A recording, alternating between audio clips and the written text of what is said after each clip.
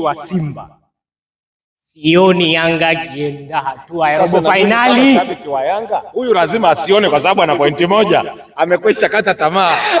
Mtazamaji wa MK Media, nipo na mashabiki wa soka. Leo nimewakutanisha watu wawili au miamba miwili, Simba na Yanga. Yupo mzee Keke na kijana mmoja mkorofi anajiita Steven Shija.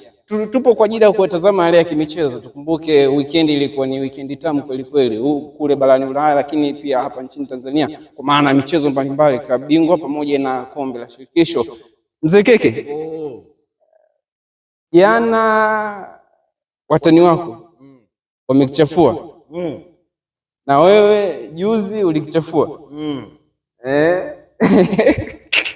Unajua anacheka nini? Niambie. Leo nimekutana na watu ambao wote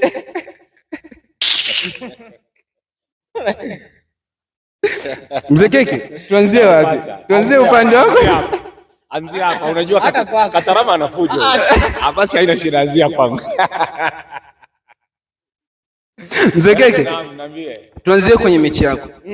Tumeshuhudia mmetoa draw, kwa maana mmetoka bao moja kwa moja. Yaani kwa sababu kama Young Africans alikuwa anahitaji pointi 3 muhimu ili ajihakikishie nafasi ya kufuzu kuelekea hatua ya robo finali. Changamoto ilikuwa wapi?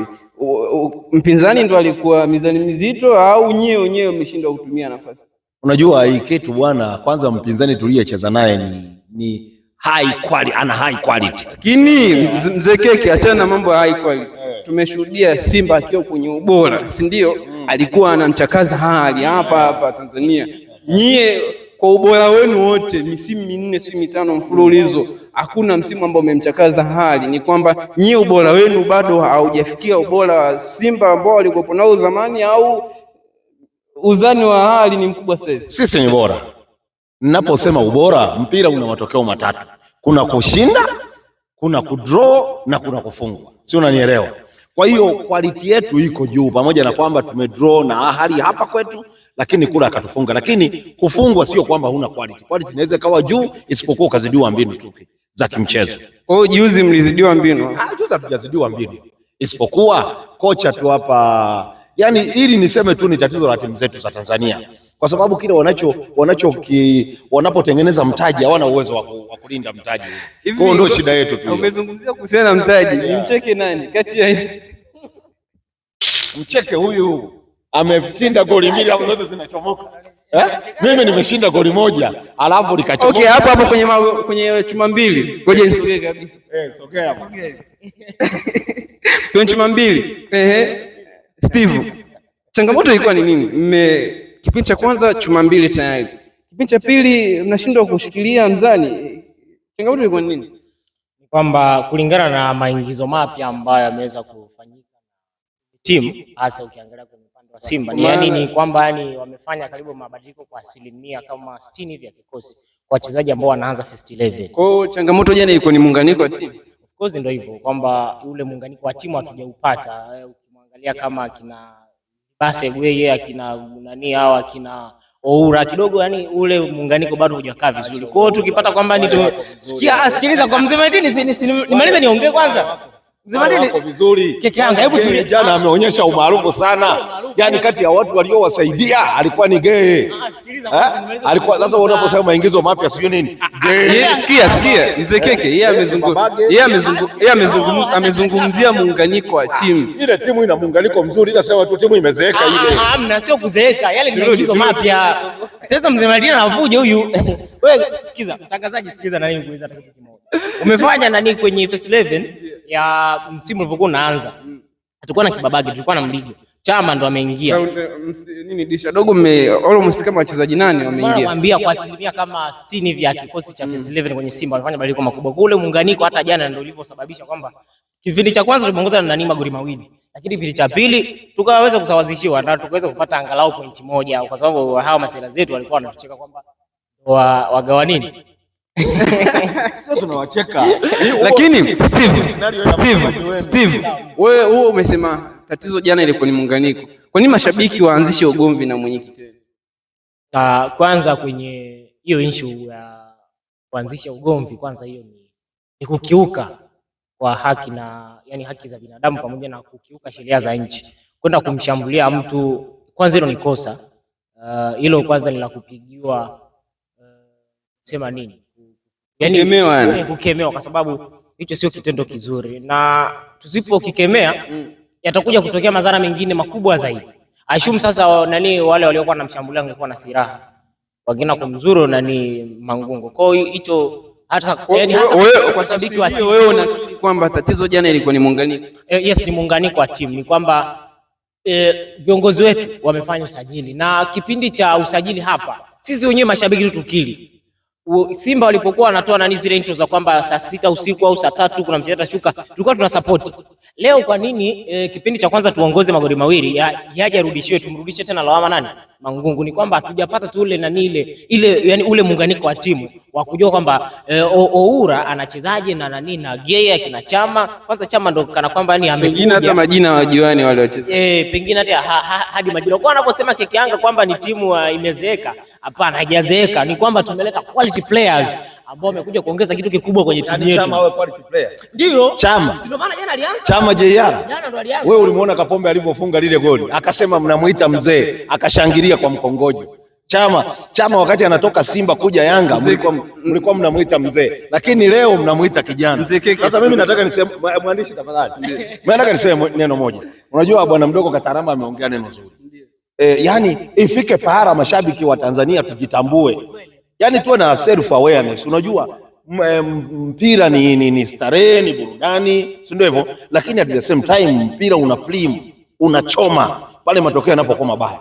Lakini kwa kesi ya Mangungu mimi sioni kama kuna sababu ya kumshambulia Mangungu. Yani wewe si mwananchi, haina shida. Sasa ni mwananchi, lakini sina wafollow unajua. Hapa sasa tunaongea soka.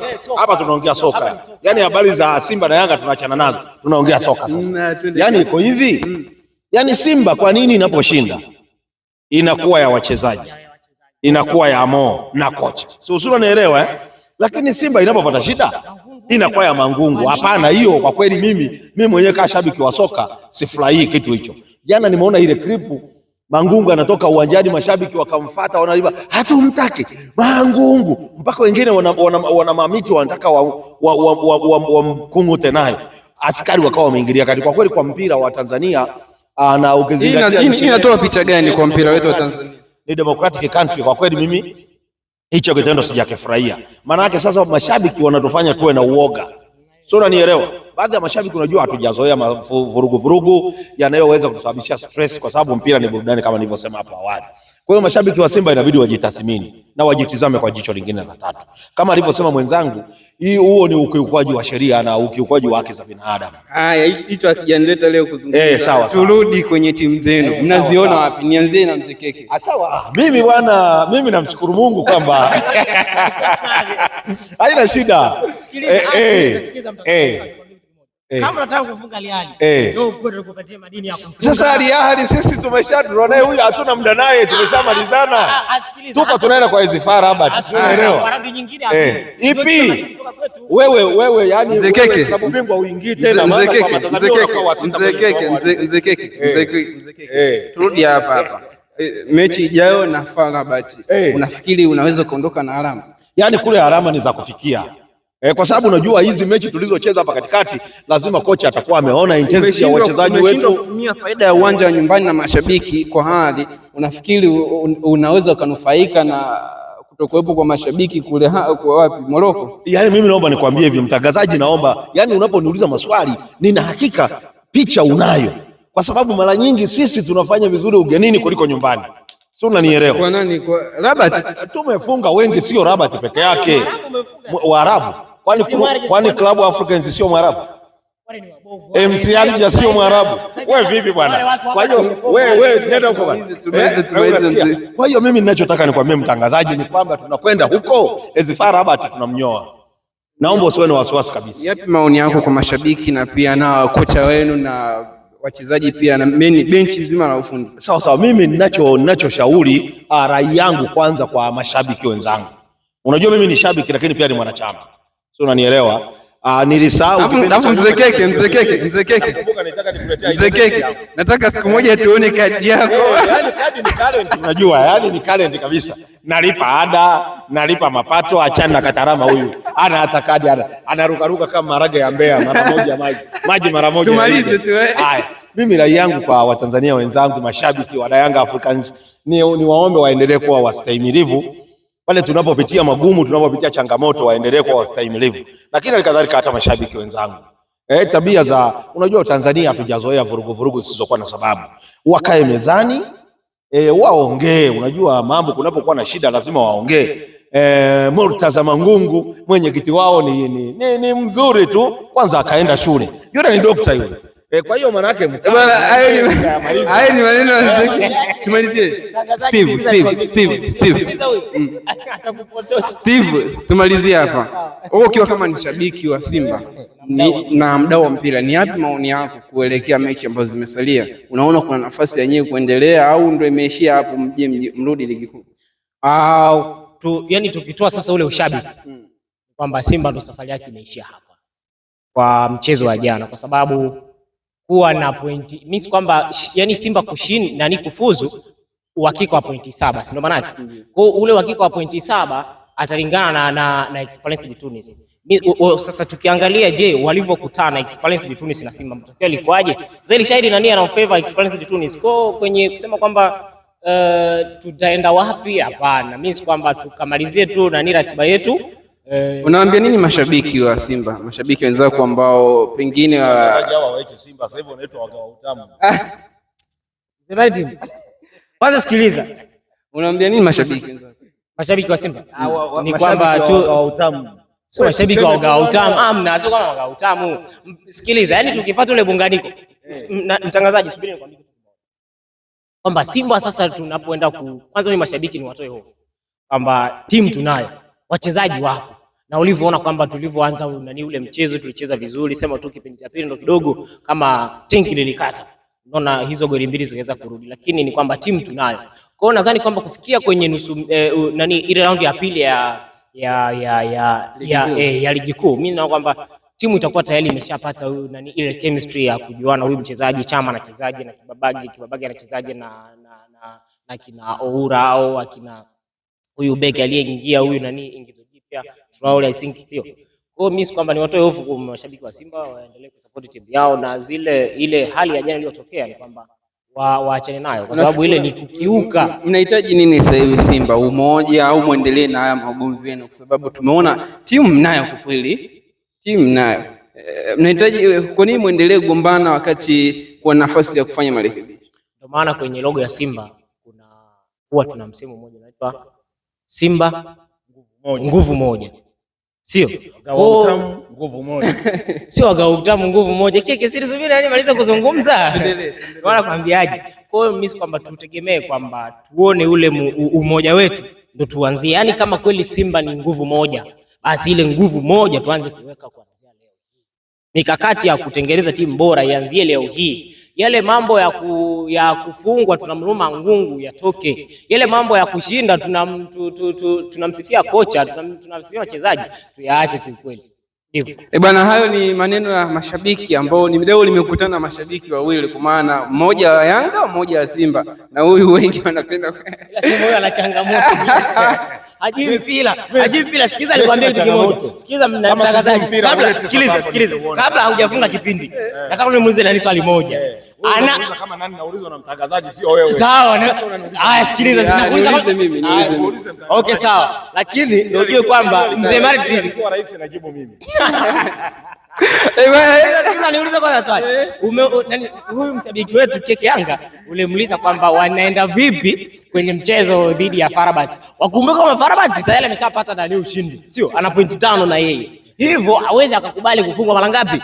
Mara 2 na nani? Anasema Young Africans KK Utopolo. Sio? Kwa hivyo kwamba wakija wakienda kule Morocco. Kwa hiyo uioni nafasi ya wao na wao kuendelea tu robo finali. Shabiki wa Simba sioni Yanga kienda hatua ya robo finali. Shabiki wa Yanga huyu lazima asione, kwa sababu ana pointi moja, amekwisha kata tamaa. Mtazamaji wa MK Media, mimi ni Mr. Kijiwe, wengi wanapenda kuniita hivyo. Usiache kutufollow katika mitandao ya kijamii, tunapatikana kama MK Media. Asante na bye bye.